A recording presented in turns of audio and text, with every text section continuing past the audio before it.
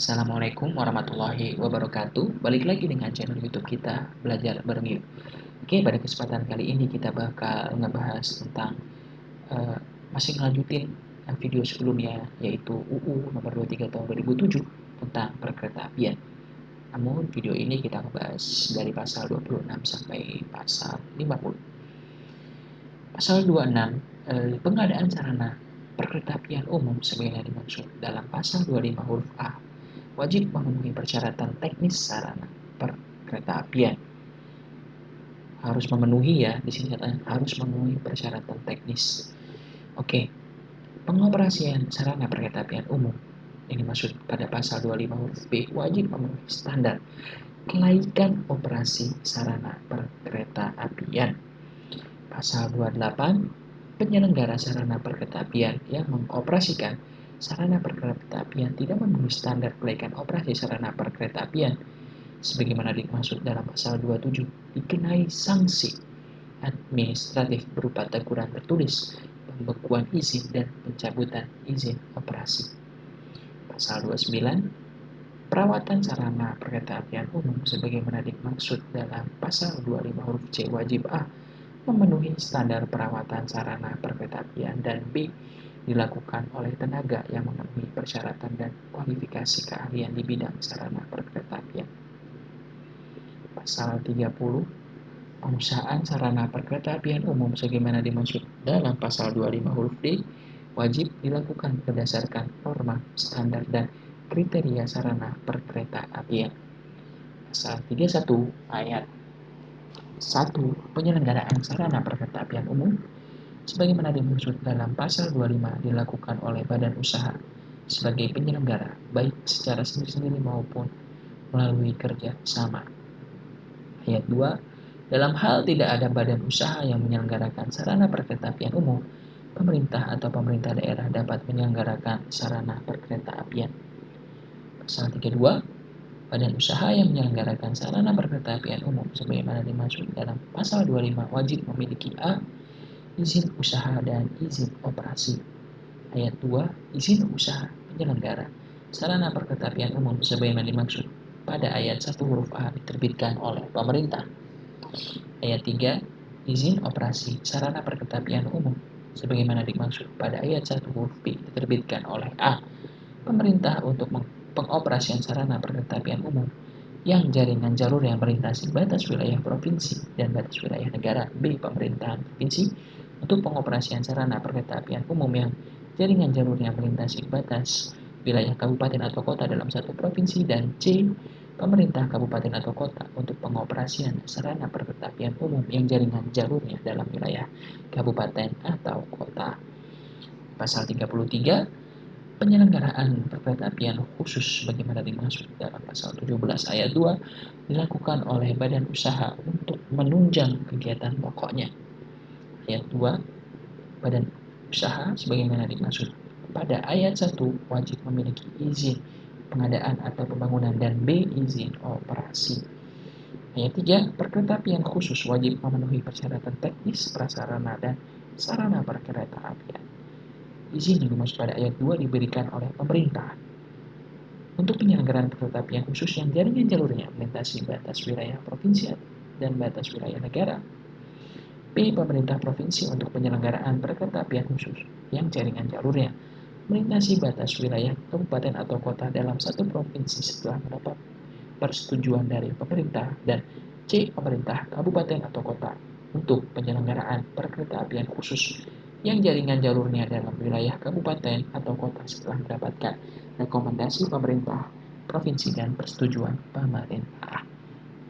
Pasal 34, ketentuan lebih lanjut mengenai penyelenggaraan perkeretaapian umum dan penyelenggaraan perkeretaapian khusus diatur dengan peraturan pemerintah. Bab 6, prasarana perkeretaapian bagian 1 umum. Pasal 35 ayat 1, prasarana perkeretaapian umum dan perkeretaapian khusus meliputi A. jalur kereta api, B. stasiun kereta api, dan C. fasilitas operasi kereta api. Ayat 2, jalur kereta api sebagaimana dimaksud pada ayat 1 huruf A diperuntukkan bagi pengoperasian kereta api. Ayat 3, stasiun kereta api berfungsi sebagai yang dimaksud pada Ayat 1 huruf B berfungsi sebagai tempat kereta api berangkat atau berhenti untuk melayani A. Naik turun penumpang, B. Bongkar muat barang, dan atau C. Keperluan operasi kereta api. Ayat 4 fasilitas operasi kereta api sebagaimana dimaksud pada ayat 1 huruf C merupakan peralatan untuk pengoperasian perjalanan kereta api. Bagian kedua, jalur kereta api pasal 36. Jalur kereta api sebagaimana dimaksud dalam pasal 35 ayat 1 huruf A meliputi A. Ruang manfaat jalur kereta api, B. Ruang milik jalur kereta api, dan C. Ruang pengawasan jalur kereta api.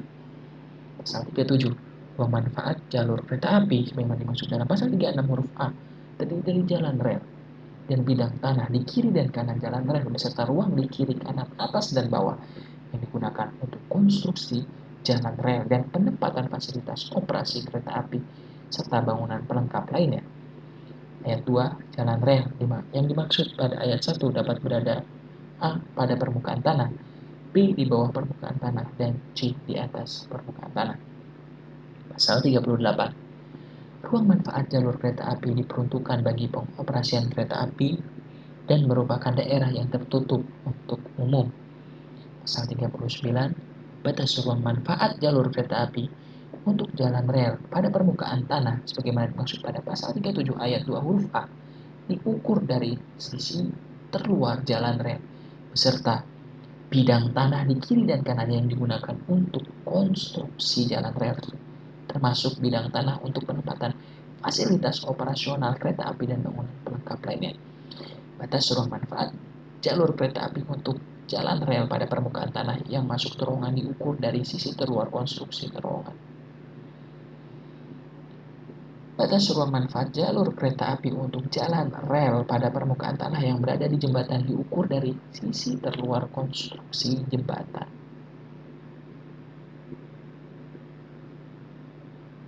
Jadi beda-beda ya. Jadi kalau misalnya ada terowongan berarti batas ruang manfaat jalurnya itu terhitung diukur dari sisi terluar konstruksi terowongan.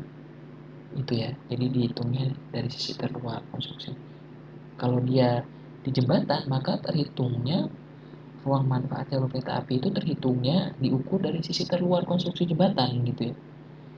Terhitungnya gitu. Kemudian kalau ayat 1 tadi, batas ruang manfaat jalur kereta api untuk jalan rel pada permukaan tanah diukur dari sisi terluar jalan rel beserta bidang tanah di kiri dan kanan yang digunakan untuk konstruksi jalan rel termasuk bidang tanah untuk penempatan fasilitas operasi kereta api dan bangunan pelengkap lain. Jadi gitu ya, itu acuannya gitu batas ruang manfaat itu. Jadi beda-beda kalau terowongan berarti dari sisi terluar terowongannya, kemudian terhitung dari sisi itu yang terhitung dari luar sisi terowongan, kemudian kalau jembatan terhitung dari luar konstruksi jembatan, kemudian kalau untuk di tanah sebagaimana biasanya itu dari jalur yang terluar kemudian ditambahkan lagi dengan sisi kanan dan kiri tanahnya yang digunakan untuk konstruksi jalan rel dan untuk penempatan fasilitas operasi kereta api begitu ya. Seperti itu.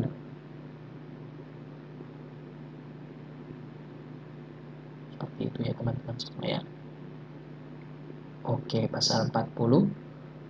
Batas ruang manfaat jalur kereta api untuk jalan rel di bawah permukaan tanah yang dimaksud dalam pasal 37 ayat 2 huruf B diukur dari sisi terluar konstruksi bangunan jalan rel di bawah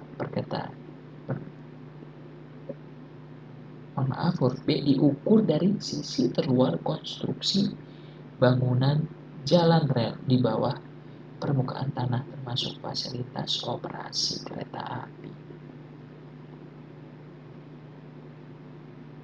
Baik, oke. Kemudian pasal 41 batas ruang manfaat jalur kereta api untuk jalan rel di atas permukaan tanah sebagaimana dimaksud dalam pasal 37 ayat 2 huruf C diukur dari sisi terluar dari konstruksi jalan rel atau sisi terluar yang digunakan untuk fasilitas operasi kereta api. seperti itu. Batas ruangnya yang diukur darinya itu dari dimulainya itu dari ini ya, batas ruang manfaat jalur kereta api untuk jalan rel di atas permukaan tanah diukur dari sisi terluar dari konstruksi jalan rel atau sisi terluar yang digunakan untuk fasilitas operasi kereta api. Kemudian pasal 42, ruang milik jalur kereta api sebagaimana dimaksud dalam pasal 36 huruf B adalah bidang tanah di kiri dan di kanan ruang manfaat jalur kereta api yang digunakan untuk pengamanan konstruksi jalan rel.